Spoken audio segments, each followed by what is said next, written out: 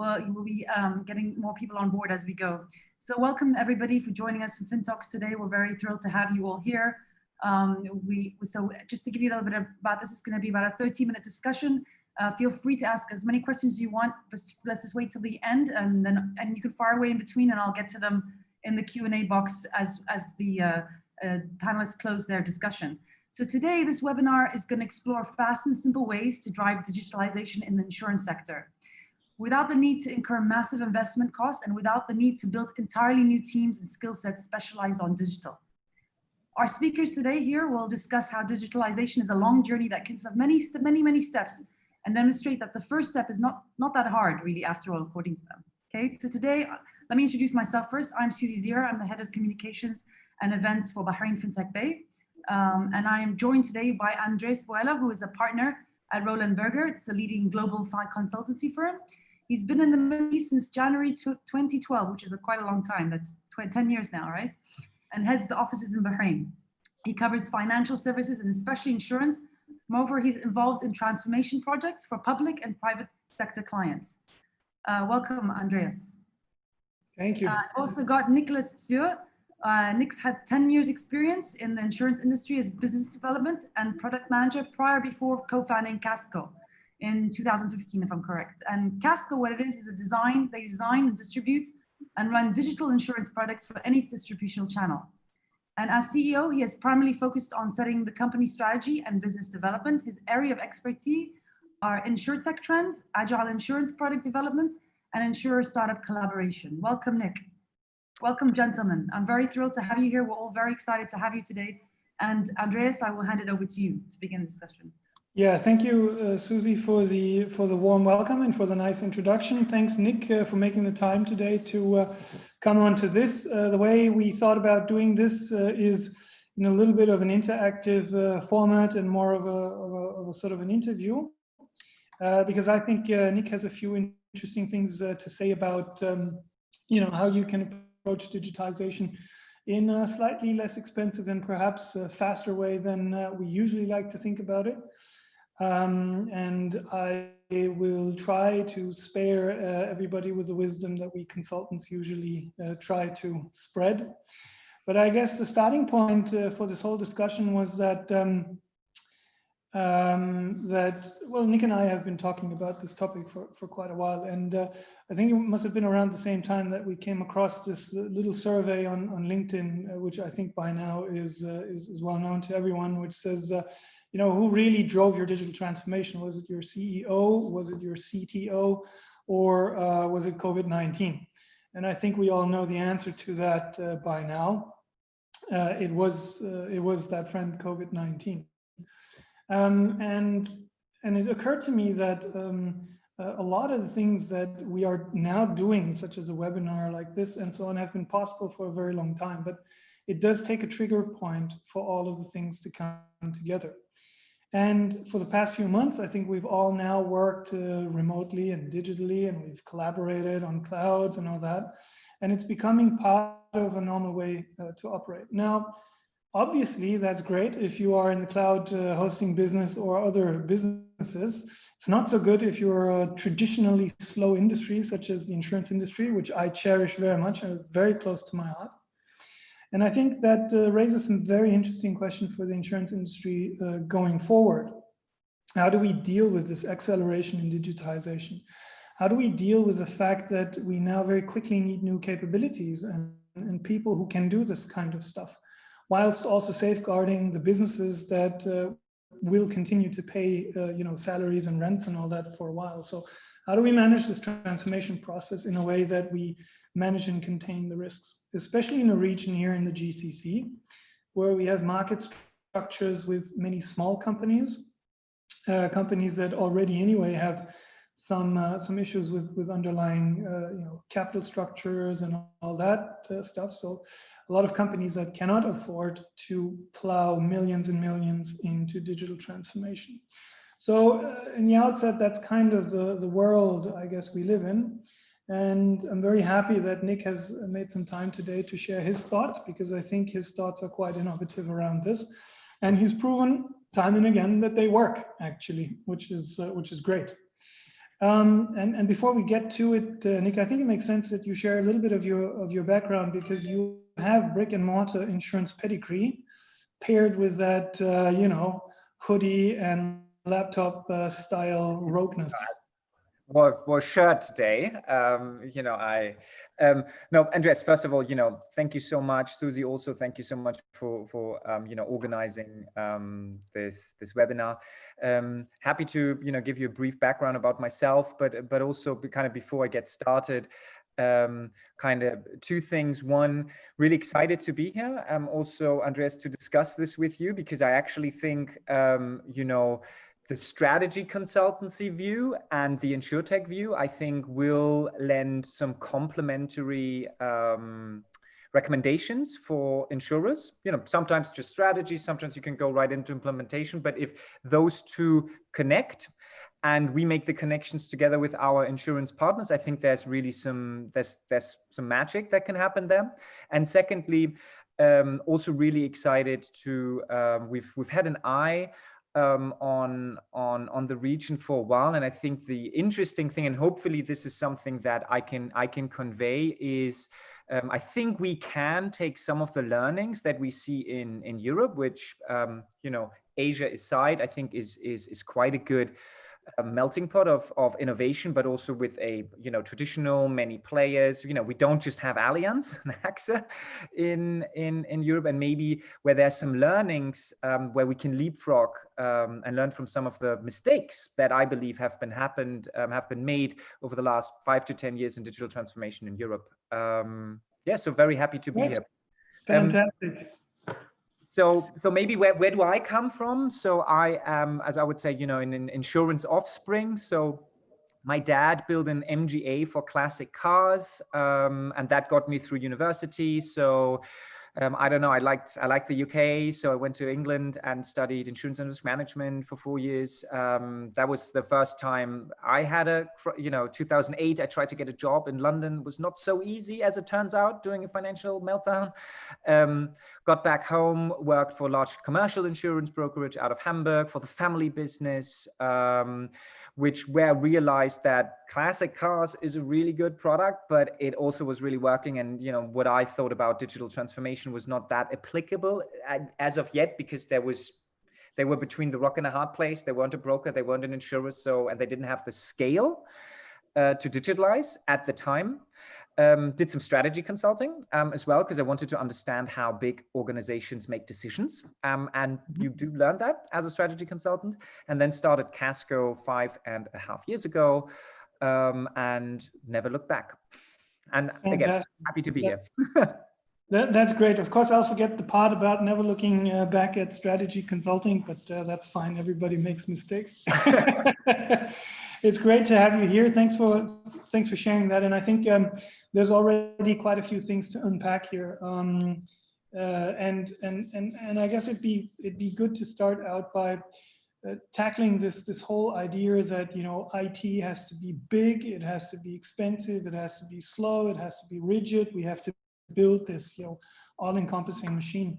And you're taking exactly the opposite approach. So I think it would be great if you can share a little bit your fundamental thinking around that, around how it makes sense to be perhaps a bit more niche, to be a bit more product focused, and maybe give us a sense with one or two examples as to how this actually can work in practice also for larger insurers. Absolutely. So first of all, I don't think insurance digital transformation is a technology problem in and of itself. The technology is there. The cost of technology is driving down. There's a lot of smart people. We know our processes, but still something seems to be the issue. And I think you hit the nail on the head there when you said product. So I think IT cannot be a function. IT as a function is the costs of misinterpretation, misalignment, optimizing the function over the product and the actual use case, I think is the problem there. And I think the way we think about IT, we don't actually think about IT, we think about products in the digital sense, right? So what's the user, what's the problem, what's the value, the product, what's like a little business, right? What does, I don't know, I want to grow motor insurance in your region. What does this mean? What are my channels? What are the processes? Which third-party data? How can I make this work? And then what is the first version that I need to get 1,000 customers through the platform, or 500, or whatever subset of a relevant set of users through that platform is, for me to validate my hypotheses around whatever, price, convenience, usability, you name it, right? And I think it's that product ownership, where you need to make decisions, because you can't have it, timely, perfect, and cheap. It's just not how it works. So someone needs to make decisions at the intersection of distribution, IT, and product. And then to feel comfortable with not shipping the perfect product that no one uses. And that's it. And then technology can kind of flow, and then you'll prioritize and you'll create new versions. And that is where we position ourselves. We try to come in with, and I certainly I have that aspiration, is to say, if this was my insurance company, what would I do? I wouldn't start, ripping everything apart and moving everything to the cloud before I didn't try it with a specific business line and have validated it. That's not what I would do with my own money. And that's how we build our business. And I think that is what sets us apart, that we only want to deliver as little technology as is required and look at it from a kind of lean startup way, which means you don't fully digitalize everything from day one. That is an interesting way of looking at it, and I think in a way it puts the whole problem back on its feet, right? Because if you start looking at it from a product perspective, then you're forced to look at the problem. You're forced to look at understanding the customer, yes. Which, truth be told, for some insurance companies might be a bit of a painful starting point, because that's not what they're used to. If we think about customer experience examples and so on. It's not always the most pleasant of experiences that we have. So I'm fully with you that this way of thinking makes a lot of sense, and it allows more nimbleness. On that point though, because this is a while back, I sat with a large reinsurer, and they very happily, they drafted some strategy map, and it's, I don't know, something focused on your customer. Now, I actually believe, depending on your distribution play, that because the customer doesn't care about your product, and the perfect insurance product is something you don't have to deal with, that is why you outsource all that decision-making to sales agents who, depending on their incentivization, might have a product sale more closer to heart than giving you the best product. It's looking at the incentive structure, but it's still better than having to deal with all of these product complexities. So I think what I recommend to our partners is focus on your client is actually your distributor. So make it easy for the broker, make it easy for the agent, make it easy for Facebook and Google, for your marketing team, to buy niche ads on your product. If you can make that really easy, then the customer can choose and be transparent, and be transparent about, and yes, I'm giving my broker 25% every year about this product, because that's the angle you want to go. You can come to me directly, but that means you're not going to talk to them. You have to fill out your claim yourself. And what it also actually means, it might not even be cheaper, because I need to buy ads. So to me, this whole adage about focus on the customer, where you have a customer that cannot really tell you about what they really need. There's so much interesting stuff about behavioral psychology. So focus on your distributor, focus on costs, have a wholesale model in mind, and then be able to play wherever the tide of customer demand and distributor demand takes you. I think we're on the same page when it comes to that. And I think the other point that I want to pick up on what you just said is, on the one hand side, you've mentioned product, but you've mentioned a few times niche, and the word of niche. Yeah. Which is counterintuitive, because typically we look at things where we can be big and scale fast and all the rest of it, when there is a lot of merit in the idea of finding the right markets to compete in, markets that you have a right to win, and building out those markets first and those products.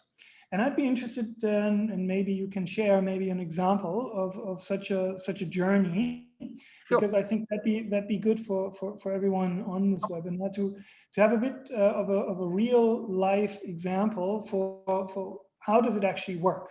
I mean, what we're saying is, I think everybody can agree to whatever we've said. Let's get down to business a bit more and get a feel for how that works. Awesome. And, you know, this is, I can, you know, this is public information. So one of our largest customers is Baloise Group out of Switzerland. We engaged with them, I think sometimes summer of 2016. They were currently in a digital transformation path. They were just deciding on a new core system. They were migrating everything. Those projects tend to be super complicated. And they were kind of sucking out. They didn't have enough capacity right now to innovate in the market. And at this time, this was, you know, 2016, it was about innovation, right? It was about, why does it take 18 months to build something? So when we engaged with them, it was literally to say, can I put simple item insurances onto my website? Smartphone insurance, bike insurance. And we said, yeah, you know, you can. And we shipped 3 products in 4 weeks. Now, we shipped those because the product development process, they were able to deliver us a product, a price, the documents, the rating factors within a few days. You know, that is, if that process takes you 18 months, then, you know, it's like a good cooking show. We can, you know, we need the ingredients sliced and diced before we can start cooking. But then, you know, we have a fast cooker. Now, what that meant was then all of a sudden they were like, ooh, what about, we have this competitor who are going to launch a cyber product before us. Could we also be the first in the market with cyber? Yeah, so we launched a couple of weeks later, we launched a cyber product. Then we launched the first watch insurance with photo AI. Now, don't do watch insurance with photo AI. It's not gonna work. But for us, the point about this was not so much about driving volume through watch insurance. It was to show the organization that we can now take another product, slap 2 or 3 third-party services together in parallel to launching the first cyber product. You know, it was just to kind of show how this works. Now, fast forward, we've rolled out this kind of item product into a multi-item framework, which is being sold through their agents and their offline retailers. So we have around 1,000 offline retailers, you know, where you buy hearing aids, bikes, glasses. So it's really good where you actually have a bill payment. And we are now, in a good week's time, we are writing 1,000 policies a week. That is a lot. 1,000 policies in Switzerland with, I think, 7 to 8 million inhabitants. That is a lot. So it came from, let's try something, to really scaling this up. Now, in parallel, what we've done, we didn't touch the core IT. So initially, we were the system of record. We set up a group contract. We know it's a little bit of a hack. So we didn't set up a product, we set up a group contract, we did all the payments, and we had a manual claims process, right? We then started to break the policies apart and actually pushing them in real time into their system. We're now the first consumer of their API. But this was a process that we kind of went from milestone to milestone. We didn't start with the perfect process, and we're now contributing significant volume. Considering that we don't have the main lines of business, to Baloise, and made them the most innovative insurance company in Switzerland now, I think for the first time in the year, I think it was in 2017. Why does that matter? Now, the big corporates, the big affinity, the big brands now know that they can come to Basel, and not just St. Gallen or Zurich or Bern, to write affinity business. And I think it's this portfolio of bets. Focus, think small, you know, think big, start small, scale fast. And we have a lot of these stories where we said, let's get started. And so the company I'm seeing, it's Baloise Group. I'm just looking at the chat. What's the name of the company in Switzerland being used as a case? It's Baloise Group in Switzerland. So I think there's a whole bunch of things here to unpack. Whilst Nick types it, thanks, Nick. I think there's a whole bunch of things to unpack here, and I think the first point is really around this figuring out what is the need, because this was a need-driven story when it started, right? So I think that's point one, is figure out what the need is. Point two is start feeding that need with product and developing a product that works and that is fast to put to market. And then, in a way, let things flow a bit, right? Let things develop. See what creativity within the client starts putting things together. And all of a sudden, you get yourself into a situation where you, as we said earlier, go into a niche market, then you start dominating that niche market because you're the most innovative, or because you're the only one who can do it, or because you're the fastest to do it. And that allows you to be ahead of the game. Now, the point that I want to segue to here is, and that's the second point that you mentioned, which is you're becoming the first consumer of their API. So that means something has happened within the company. Something has changed within that insurance company because of that interaction, and because of the fact that, you start working on the fringes, you don't hurt anyone, nobody feels threatened.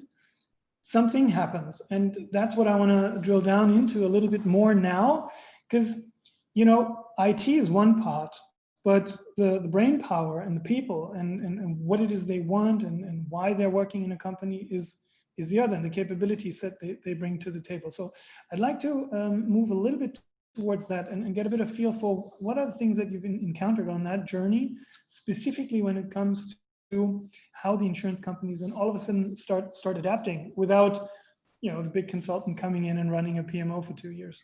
Now, we encountered Balua's group on a change trajectory. So they had a big strategy, which was accompanied by one of the big strategy consultants. And they were part of that strategy was, innovation through startup partnerships. And that's kind of how we gotten into the program. And they were still trying to find out exactly what that means, but they gave dedicated budget and resources to the business lines, right? So it wasn't encapsulated. They actually also, they basically did the whole everything because they realized, it's about setting bets on this one. But the reason why this worked was there was a CEO, there was a board member commitment. There was a CEO commitment, right?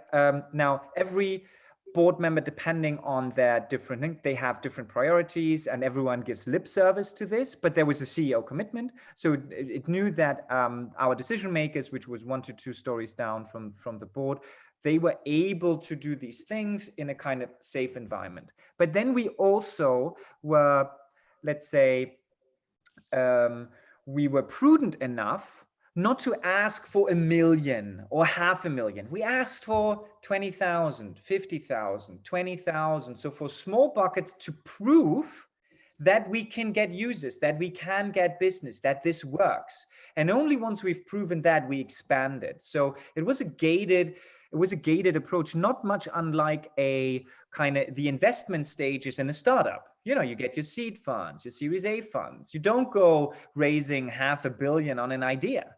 But yet sometimes in an insurance budget allocation, it seems whoever gets the best pitch that gets the money, and then, I don't know what happens. So I think it was a more iterative approach. And so what changed within the organization, is that we could show progress. That's what changed. It was undisputable that we were writing business. It was undisputable that you could work this on the cloud. It was undisputable that we were delivering. It's also undisputable that as things became more complex, things started to take a little bit longer. That's also undisputable. So I think, and it built trust. Because we didn't say everything you've done is rubbish, come to us, but it was, why don't we try this? How can we make this case work so that we look back? And I think that's the secret. How can we formulate an engagement that if we look back 12 months from now, that we might have delivered everything they want, and we still can be unsuccessful because we're trying something novel. The user expectation was, but then we can look back and say, you know what? We'll try this again because it was the right approach. Sometimes things don't work out, but it didn't feel like basically the startup left with some cash and they are happy, but the benefit, the bottom line to the insurance company didn't work. So I think it's around that, playing the long game.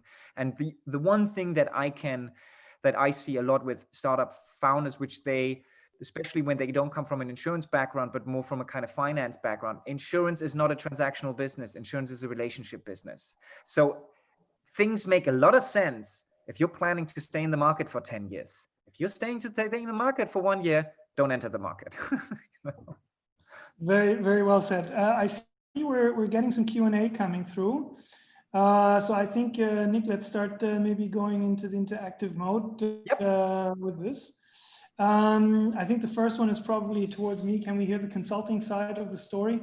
I guess the consulting side of the story, and that's not necessarily only exclusive to Baloise, but the consulting side is typically one that you come in to a company and they have they have their 3 or 5 year plan that they want to write, and you get served up with all kinds of buzzwords in terms of we need to digitize and we need to get closer to the customer, and we know that we need to invest into IT and digital and all that, but we just don't know how to do that. And so that classically is the point of departure for a strategy consultant such as ours. But what we find out is that our interactions with the clients are becoming more fast-paced. They are becoming more agile, for lack of a better word. I think it's overused. It's a great word, but it's overused. But they are becoming, our interactions are less becoming a classical 8 to 12 week strategy mandate. You write your market analysis and you write your value proposition and so on and so on. And at the end of the day, you come out with an implementation plan. Nowadays, there's a lot of stuff happening already in the phase when you look at the market where you start thinking, what can I do with this? And we like to work with people like Nick and others who can give us those reality checks and who can help already in very early stages of formulating a strategy to start trying out certain things and see whether they can work.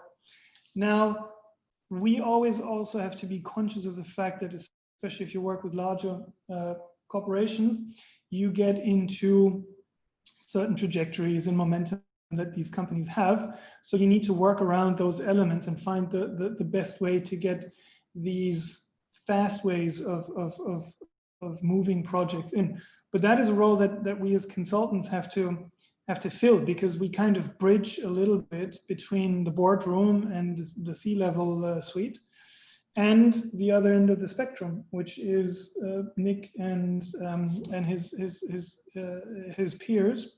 And so that is increasingly a role that we as consultants play. I hope that answers the story without boring everyone to death.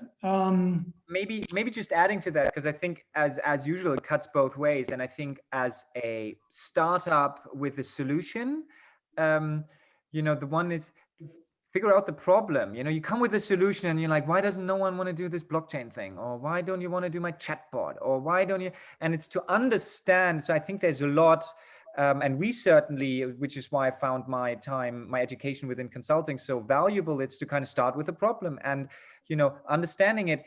And then funny enough, at the end, there is a solution for it, but this can be a new product, time to market. It can be, updating existing product photos. It can be renewal, it can be price comparisons, it can be migration. So it can be so many aspects where you all of a sudden say, what if I had a very flexible digital insurer? What are the things that I could do? And that's why to understand the priorities and storytelling, in the most positive sense.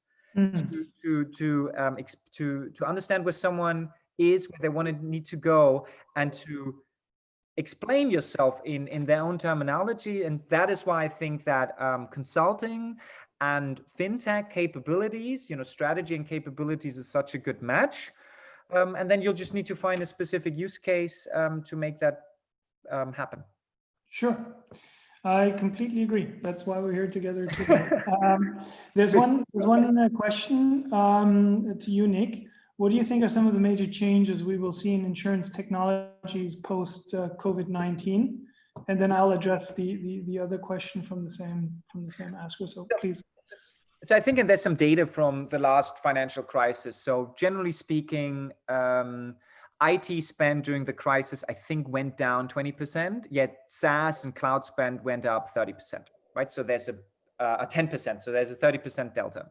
So what that means is, I would say, if you are within insurance technology, like the big software houses, Guidewire, Sapiens, you name it, I would imagine that short term, it'll be harder to sell a $50 million project. I don't think you even need to do that. I think it's just, with uncertainty. Now, I believe if you can package your product in a SaaS-like manner to give a short turnaround, fast ROI, I think your insurance technology, we at least see a huge demand in our services. And we need to see that all of these requests also close, obviously. But I think in terms of the aspects of insurance technology, it's at the intersection of, I think that is, of course, it's digital advice, video sales, that stuff, check. But that's pretty basic. We're on Zoom, take that, make sure that you can sign some documents. So it should be pretty easy to piece that together. I think now the interesting thing is, what we bank a lot is about the augmented agent or augmented underwriter. So it's about that hybrid model. It's what do we learn, not going direct to the consumer necessarily in a self-service model. You can try that as well, but where do you collect the data? What about changing the offers, changing the values, renewals, so that whenever you want to engage with the customer, giving that in the hands of the agents and giving the customer the choice to either do a certain service in a self-service manner or engage with the agent. I think that is just going to be tremendously powerful, especially because everyone within, if we talk to in the big kind of corporate headquarters, everyone wanted to do that digitalization. The reason why that didn't happen, at least when you have tied agents that are independent, they didn't want to open up their CRM data to the corporate because that was their asset. They were like, no way, I'm not gonna. But now, they see the benefits of that shared data, digitalizing their processes, letting the corporate also look into their data set, but streamlining their processes, because I don't, you can sell face to face, but it's probably not going to be the big growth market, and who knows? So I think it's at that intersection that is specifically impacted by COVID-19. And then there's some industries that are kind of on the up and on the down that will impact your kind of product priorities. So then we have a question around what are some of the things that we can learn in the Middle East from fintechs such as Casco. I think the key reason why we like to look at what's happening in the fintech space, not only in Europe, by the way, also in Asia. There's some fantastic stuff being done in Asia, and there's some pockets of really cool stuff happening in other parts of the world. But I think the key thing is to learn is ways that are successful to engage with insurance companies, ways of driving new thinking and collaborating with insurance companies of various sizes. I think those models are quite good and quite transferable, right? Because you have that scale difference. You have a corporate that works corporate, and you need to talk to them corporate. And here you have an insurtech or a startup that looks and feels like a startup, and those are two completely different worlds. So I think looking at what insurtechs from developed markets do helps a lot in understanding how that interaction can actually work and be a win-win situation for the insurance company as well as for the insurtech. When it comes to specific use cases, I think there is a bit of caution that we need to warrant, because I think it's difficult to just take a use case and implant it. So for example, if you take a beautiful example of pet insurance, for example, where around in Europe, you can build a whole ecosystem that would never fly in the Middle East. It just wouldn't. So I guess what I'm trying to say is look at how they interact, how they take technology and make it worthwhile and make it value adding for insurance companies, not so much at the what they do. I think I saw another question in the chat, and I don't remember. One in the chat that was, what is the skill and capability set an old-fashioned insurer would need to have, ideally for working with a fintech company? Yeah, exactly. And I think that segues perfectly off that question, and we'll move back to the questions on the Q&A. And I think we've alluded to, or started to talk about that a little earlier in the conversation. And I'll take a quick stab at it, and then Nick, maybe you can weigh in on that point.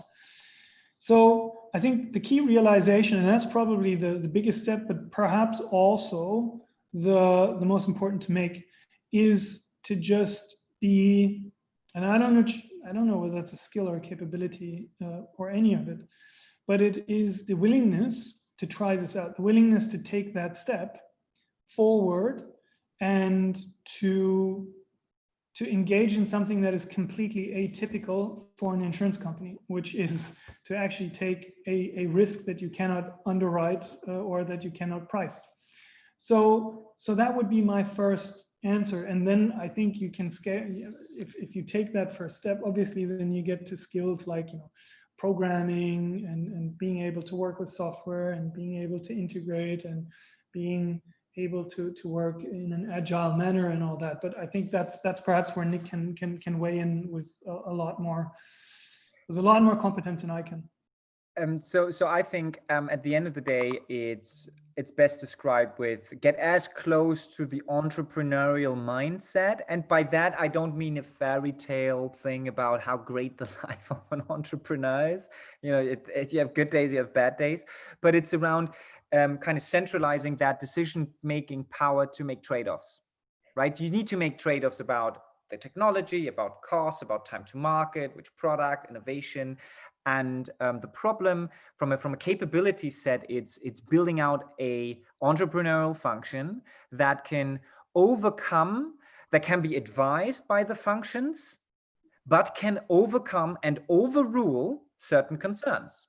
Can overrule the concerns from legal, can overrule the concerns from data security, can overrule. The same way an entrepreneur can overrule, you need to have to take the risk, right?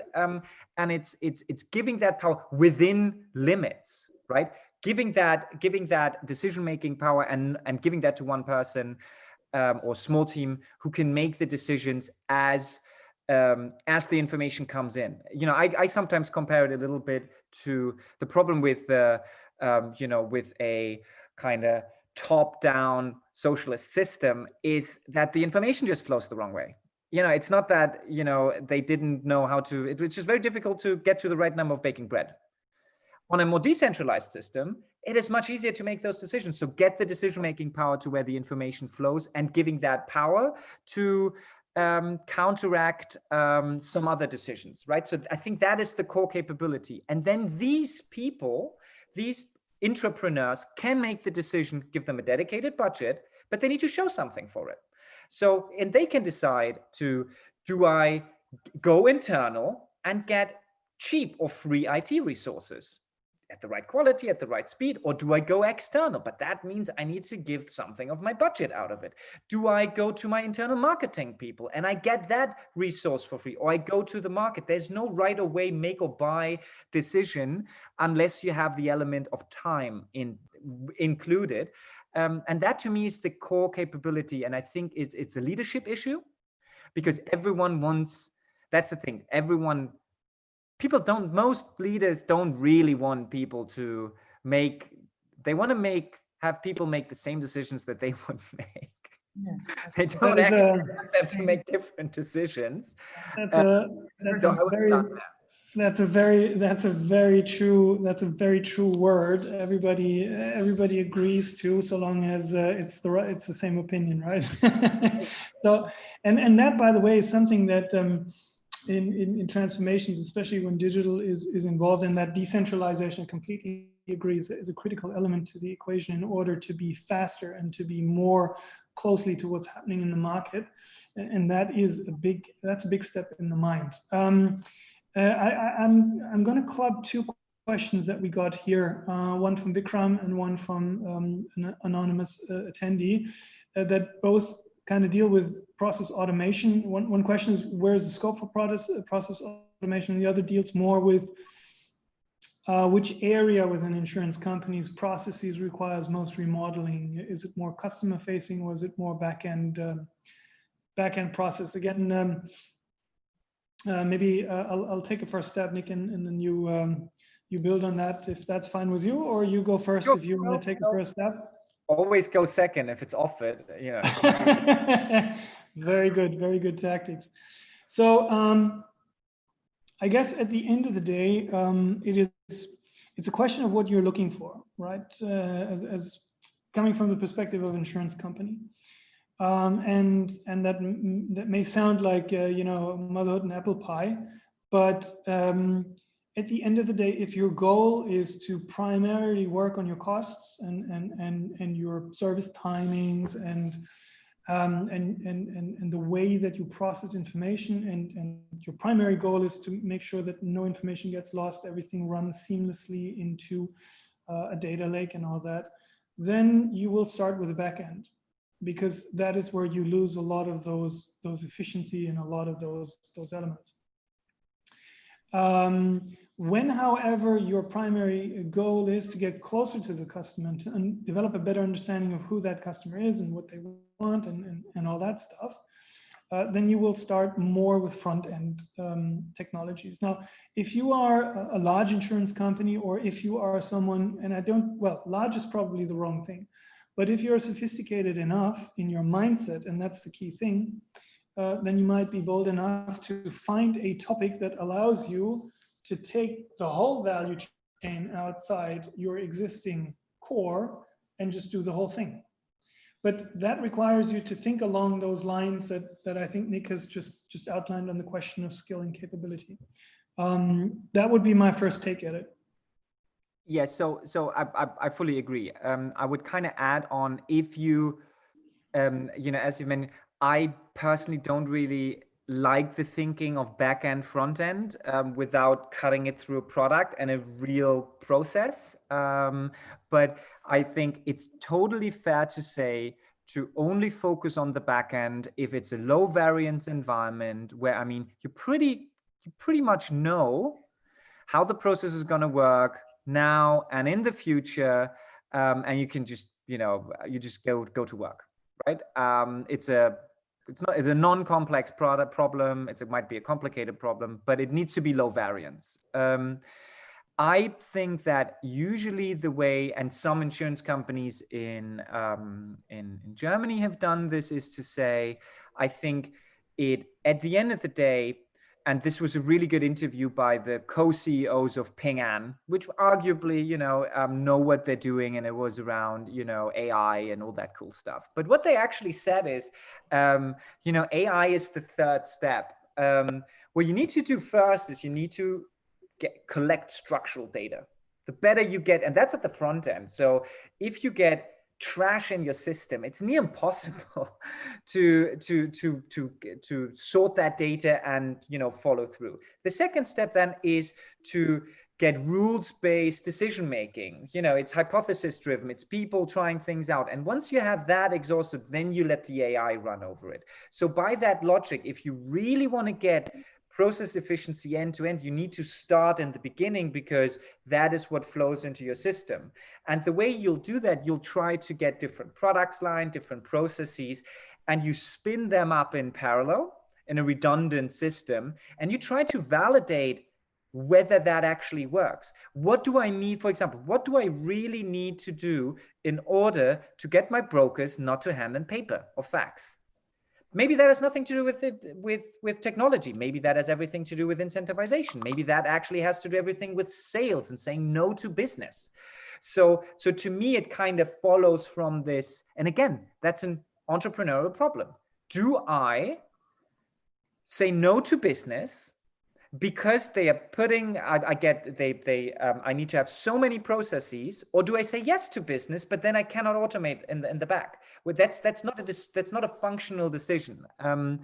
And so I would always try to start in the front, work backwards, and then you can decide whether you start building on that redundant system for all of it, or just the front end. But then at least you have you know that what you then need to fix in your back end actually becomes low variance. Because I am dumbstruck how anyone can say, this is my 5-year IT roadmap. How the hell can anyone propose something 5 years down the line with technology development as it is? It's baffling to me.